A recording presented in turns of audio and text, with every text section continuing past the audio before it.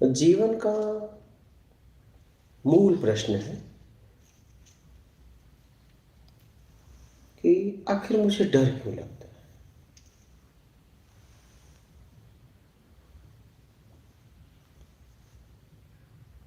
किस लिए मैं डरता हूं? जब मैं कर्म के सिद्धांत को समझता हूं कि जैसा मैंने किया है वैसा परिणाम मुझे मिलेगा, तो मुझे भय क्यों? क्यों मैं भयग्रस्त रहता हूं? क्या कमी है मेरी जिंदगी में? क्या मुझे चाहिए कि मैं डर से मुक्त हो जाऊंगा? बचपन से जब से मैं समझने लायक हुआ, जितनी मेरी सामर्थ्य के अनुसार मैं सामर्थ्य बढ़ाता गया, इकट्ठा करते गया, आखिर मेरा भय क्यों नहीं गया? भय का कारण क्या है? वजह क्या है? तो भय का कारण, डर का कारण, वजह मैं निश्चित नहीं कर पा रहा हूं कि मुझे चाहिए क्या।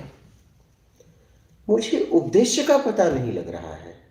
मैं देश काल स्थिति परिस्थिति में अपने जरूरत के अनुसार समाज को देखते हुए, जिस समाज में मैं रहता हूँ, जिन लोगों के साथ रहता हूँ, कभी मैं चाह के करता हूँ, कभी मुझे उनके चाहने से करना पड़ता है, मैं नहीं चाहता वो भी मुझे करना पड़ता है। उद्देश्य समझ में नहीं आ रहा है, क्या चाहिए वो समझ में नहीं आ रहा है। कभी मैं वो लेने भाग रहा हूँ, कभी वो लेने भाग रहा हूँ, ऐसे ऑप्शन में जिए जा रहा हूँ। अगर मैं देख पाऊँ तो देखूँ कि मेरा जीवन अंधकार से भरा हुआ है। मुझे जितना पता है, मुझे पक्का नहीं है। मैं बस, अगर मैं प्रत्यक्ष रूप से इस समाज के बारे में, अपने बारे में जान पाया, तो कमाना और खाना, ये दो चीज पक्की है मेरे जीवन में। दो चीज हमारे जीवन में पक्की है, कमाना और खाना, धन संचित करना। यही मेरे लोगों ने मुझे सिखाया और मैंने किया, तो मुझे प्रत्यक्ष हुआ भी। क्या इसका मुझे प्रत्यक्ष हुआ। लेकिन इसमें मैं खुश नहीं हूं। इससे मैं खुश नहीं हूं, न धन संचित से, न सामर्थ्यवान बनकर। तो आखिर मुझे क्या चाहिए? अब इसका मुझे पता लगाना पड़ेगा। इसका मुझे पता लगाना पड़ेगा। हर वक्त अपनी सुरक्षा को लेकर डर, कल मुझे कुछ हो गया तो मैं कह रहा हूं कि अगर आपको लग रहा है कल आपको हो गया तो कल पूरी दुनिया को हो जाए तो ये भी तो हो सकता है। तो जिसके सहारे आप हो उसको भी हो गया तो, तुम्हारे साथ उसको भी हो गया तो पक्का तो नहीं है। तुम्हें होगा तो उसे नहीं, उसे होगा तो तुम्हें नहीं। तो सारी बातों को प्रत्यक्ष देखते हुए भी मैं पक्का नहीं कर पा रहा हूं कि मुझे चाहिए क्या। उद्देश्य का न पता होने से डर है, क्योंकि जितना उद्देश्य मैंने बनाया उसमें मैं खुश नहीं हूं। देखिए, उस उद्देश्य में मुझे प्राप्त हुआ मिला जुला कर वैभव, और वैभव से मैं खुश नहीं हूं। पहले मैं बहुत खुश था, शुरुआत में बड़ा खुश था, क्योंकि वो मेरे पास उसका अभाव था। अब जब वो अभाव भर गया तो मेरी खुशियां चली गई। खुशियां किस में थी? अभाव को भरने में। मतलब वैभव से खुशी नहीं थी। वैभव से खुशी होती तो वैभव तो मेरे पास हो गया, मैं हर वक्त खुश रहता। नहीं, वो अभाव ने मुझे खुशियां दी। कभी मुझे भूख ने खुशी दी, भोजन मिल गया। कभी मुझे बिस्तर ने खुशी दी। कभी मेरे तरीके से बातचीत मिल गया, वो खुशी दी। मतलब कहीं अभाव के वजह से मेरे जीवन में खुशियां थी। कहने का मतलब खुशियां नहीं है। जैसे वो भाव भरता है, मैं वहीं का वहीं अपने आप को डरा हुआ पाता हूं।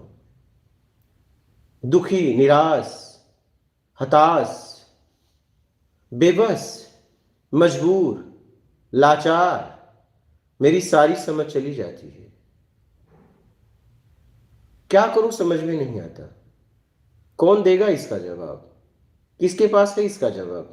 क्या जवाब से मैं संतुष्ट हो पाऊंगा? आज तक मेरे पास जवाब ही तो आए, लेकिन कुछ कुछ पल के लिए होता है, लेकिन फिर मैं वैसे का वैसे, जहां का तहां। इसलिए कि जिसने जवाब दिया या तो उसकी कल्पना होगी या तो उसे प्रत्यक्ष हुआ होगा, लेकिन मुझे नहीं हुआ ना।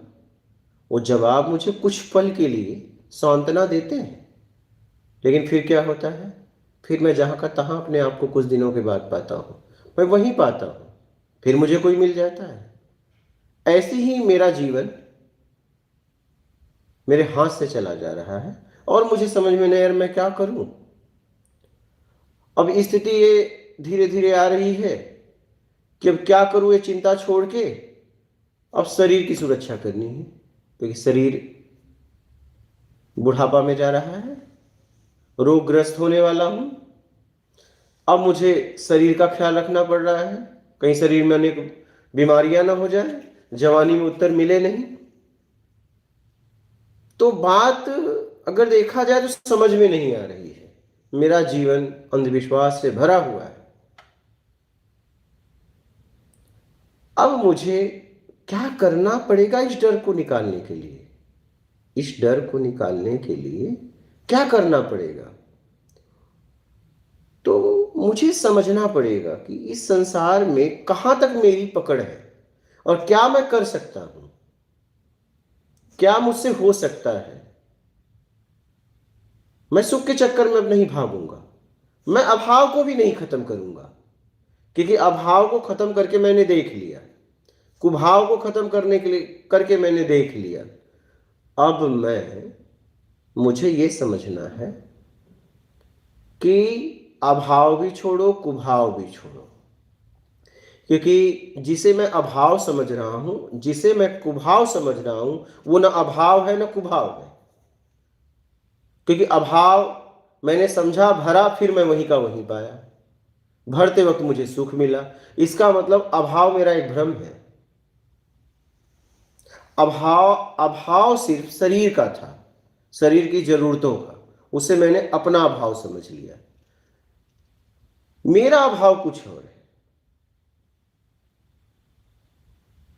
तो देखना यह है कि इस संसार में एक जीवन है, धन कमाओ, शादी विवाह करो, बच्चे पैदा करो, मर जाओ, ठीक है, यही जन्म से मृत्यु, एक एक पूरा मेरे सामने प्रत्यक्ष है।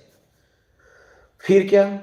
इस समाज में एक तरह से ये जीवन जीते हैं और एक तरह से कुछ आध्यात्म में चले जाते हैं और अपनी स्व की खोज करते हैं, और एक दिन वो कहते हैं कि मैं आनंद से भर गया। आनंद क्या है? वो परम सुख है जहां न सुख है न दुख है। अब मेरे पास एक ही ऑप्शन बचा है, मेरे पास एक ही ऑप्शन बचा है कि मैं स्व की खोज करूं।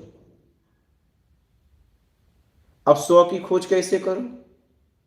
मैं इतिहास के पन्नों को पलटूं कि स्व की खोज करने के लिए लोगों ने क्या क्या किया, क्या क्या विधियां किया, क्या क्या नियम किया, कैसे अपनी खोज की। तो मैं इतिहास को पलटूं तो इतिहास कहता है जीवंत गुरु ढूंढो, तो मैं जीवंत गुरु ढूंढूं, जीवंत गुरु जिसके अंदर वो क्षमता हो, मेरे अभाव को खत्म कर दे, मेरे अभाव को। अब शरीर का अभाव नहीं, अब मुझे समझ में आ गया कि जिस अभाव को मैं भर रहा था वो शरीर तक था, मेरा अभाव। तो अब मैं उसके बताए हुए मार्ग पे चलूं, बाकी मेरे पास कोई ऑप्शन नहीं है। अब न रोना है, न गिड़गिड़ाना है, न डरना है, क्योंकि सारी बात मुझे समझ में आ गई। मेरे हाथ में कुछ नहीं है, मेरे हाथ में सिर्फ इतना है कि मैं क्या कर सकता हूं। मैं रोऊंगा, गिड़गिड़ाऊंगा, हो सकता है कि कुछ लोग मेरी सहायता करें, वो भी चला जाए, अगर मेरी आदत यही है रोज की। मेरी आदत अगर यही बनी रही तो सहयोगी भी चला जाएगा, क्या करेगा? विवश हो जाएगा, क्योंकि करना आपको, उसके करने से होगा नहीं। तो हमारे हाथ में, इस संसार में मैंने ये देखा कि दो जीवन है। तो एक जीवन को आप प्रत्यक्ष देख लिए, अगर वहां नहीं जीना है तो अपने स्व की खोज करिए, और स्व की खोज करने के लिए इतिहास के पन्नों को पलटिए, जीवंत गुरु ढूंढिए। जीवंत गुरु जैसा कह रहा है अपने आत्मिक कल्याण के लिए, वैसा करना चालू कर दो। किस लिए चालू कर दो? क्या वो सही कह रहा है? वो ना तो सही कह रहा है ना गलत कह रहा है। ये तो पहुंचने के बाद पता चलेगा कि वो सही कह रहा था कि गलत कह रहा था। क्या मेरे हाथ में कुछ है ये नहीं है इसके अलावा? मैं इसके अलावा कुछ कर भी नहीं सकता, तो उसकी बात मान लेता हूं। करूं क्या? कर भी क्या सकता हूं मैं सिर्फ गिड़गिड़ा सकता हूं। कौन सुनेगा?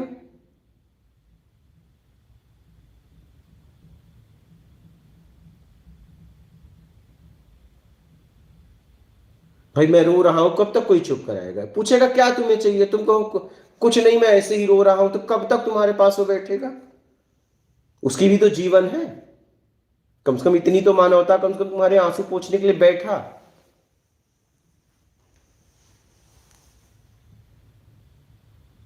तो देखा जाए तो डर का कारण यही है कि मैं उद्देश्य बना नहीं पा रहा हूं। अब मुझे उद्देश्य बताया जा रहा है तो कल्पना लगता है, लेकिन कल्पना ही सही, करोगे क्या?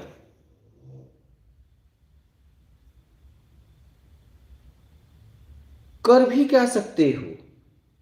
अगर अब ये उद्देश्य नहीं बनाओगे, वहां तुम्हें जीना नहीं है, तो फिर करोगे क्या?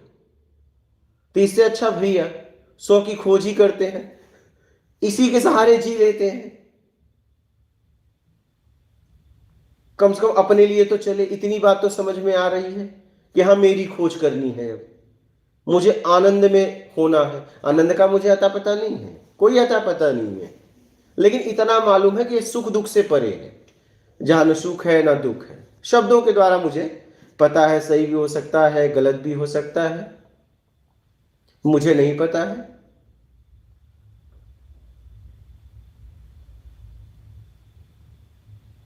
आनंद हो भी सकता है, नहीं भी हो सकता, लेकिन मेरे पास, जहां तक मैंने समझा, जब मैं चला तो मैंने यही समझा भैया तेरे पास इसके अलावा कोई ऑप्शन नहीं है, और सारे ऑप्शन तुझे चाहिए नहीं।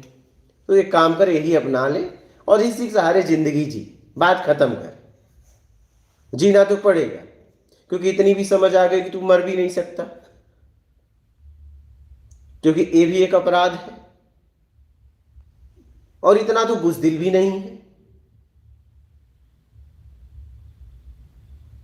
तो सारी बात समझते समझते इतना समझ में आया, और इतना समझ लीजिए, डरिए मत, भयभीत मत होइए, बस अपने आप के लिए जीना चालू कर दीजिए कि बस मुझे उस परम आनंद की खोज करना है, मुझ में।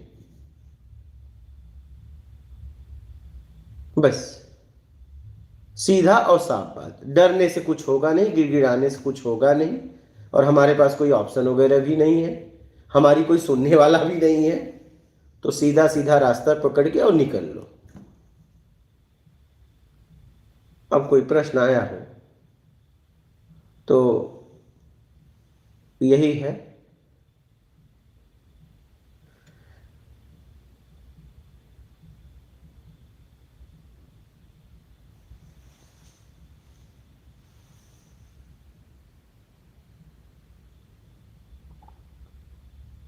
तो अपनी समझ से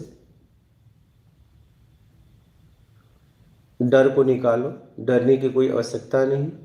सामना करो, आगे बढ़ो, वीर गति को प्राप्त हो, आनंद में हो जाओ, सुख दुख से परे की यात्रा करो।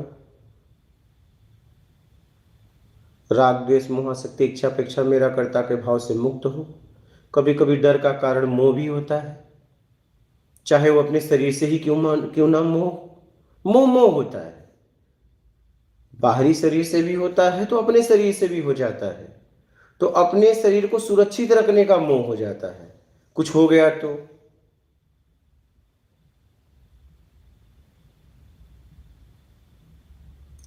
आप लोग अपना ख्याल रखें। और आप ही लोगों के लिए आज सत्संग किया।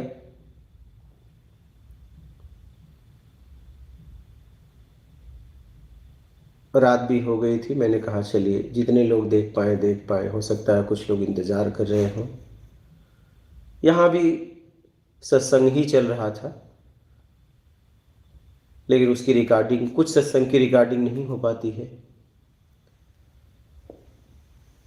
और अपनों की कुटिया में मैंने ये रखा है कि अब कोई भी आए, कम से कम 7 दिन यहाँ रह के अपने आत्मिक कल्याण के लिए साधना करे, अपने आप को समझे।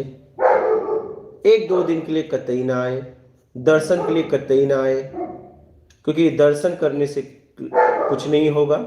जिसका आप दर्शन कर रहे हैं उसके कर्म को अपनाओगे तब कुछ होगा। तो कम से कम यहाँ आए, 1 सप्ताह कम से कम रहें, तब जाके बात आपको समझ में आएगी और यहाँ के नियम में पूरी तरह। तो समय निकाल कर आए और अपना कल्याण करें, ईमानदारी सत्कर्म में लगे रहें, और किसी में कमी देखने से अच्छा है अपनी कमियों को देख के उसे निकालने का प्रयास करो। ताकत का सदुपयोग करो, न तो किसी की बड़ाई में लिप्त हो, न तो निंदा में लिप्त हो। अपना कल्याण चाहते हो तो ईमानदारी से सिर्फ अपना कल्याण कर लो और निकल जाओ। जिस लिए हो जरूरतमंद की सेवा करो और आगे बढ़ो। मात नर्मदे है।